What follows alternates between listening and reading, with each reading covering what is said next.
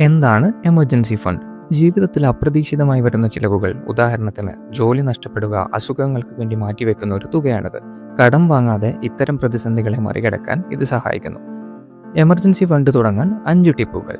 Number 1, set a goal. നിങ്ങളുടെ മാസ ചിലവുകൾ എത്രയാണെന്ന് ആദ്യം കണക്കാക്കുക. കുറഞ്ഞത് 3 മാസം മുതൽ 6 മാസം വരെയുള്ള ചിലവുകൾക്ക് തുല്യമായ തുക ഫണ്ടിൽ ഉണ്ടായിരിക്കണം. Number 2, start small. ഒറ്റയടിക്ക് വലിയ തുക മാറ്റിവെക്കാൻ കഴിഞ്ഞില്ലെങ്കിലും സാരമില്ല. എല്ലാ മാസവും ഒരു ചെറിയ തുക ഇതിനായി മാറ്റിവെച്ച് ശീലിക്കുക.